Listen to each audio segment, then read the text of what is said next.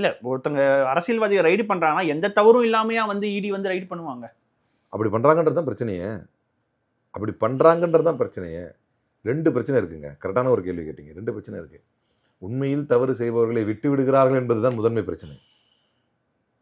நீங்கள் இன்டெரக்டாக இன்னொரு செய்தி என்ன சொல்கிறீங்கன்னா, எங்களுடைய காரணங்களுக்கு நீங்கள் வந்து ஒத்து வரலை அப்படின்னு சொன்னால் இந்த அழுத்தங்களை கொடுப்போம். ஏன்னா எங்ககிட்ட இந்த ஆயுதம் இருக்குது.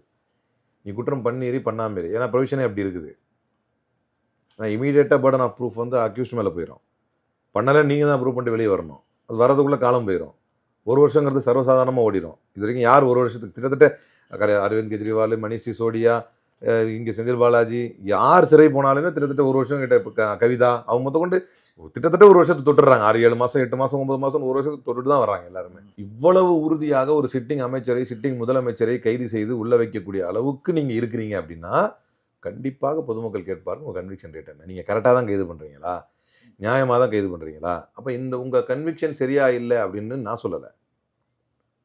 தேஷ்பாண்டே என்கின்ற நீதிபதி வந்து சஞ்சய் ராவத் இருக்கார்ல, அவரை வந்து கைது செய்த போது the pace you show at the time of arrest when it is compared to trial it is of snail's pace அப்படின்னு சொன்னார்.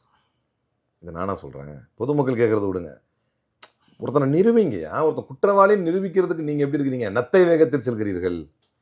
ஆனால் வேகம் அரெஸ்ட் பண்ணும்போது சும்மா அதான் அதுதான் சொல்கிறேன். அப்படியே அரெஸ்ட் பண்ணும்போது ஐயோ அது வந்து எம்எல்ஏ ஆஃபீஸராக இருந்தாலும் அடிச்சு ஓடி உள்ளப்போ ஐயோ ஒரு ஊழலை காப்பாற்றணும் அப்படின்னு போகிறீங்க இவ்வளோ. அப்போ நான் என்ன இதில் ரொம்ப லாஜிக்காக ஒரு கொஸ்டின் கேட்குறேன். வானளாவிய அதிகாரம் ஒரு சிட்டிங் முதலமைச்சரை கூட கைது பண்ணுறீங்க.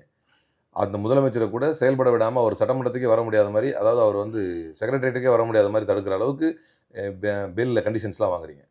அப்போ உங்கள் கன்விக்ஷன் ரேட் கரெக்டாக இருக்கணும்ல. வித் இந்த ஸ்பைடர்மேனில் சொல்லுவாங்க பாருங்கள், with great power comes great responsibility அப்படின்னு சொல்லுவோம்.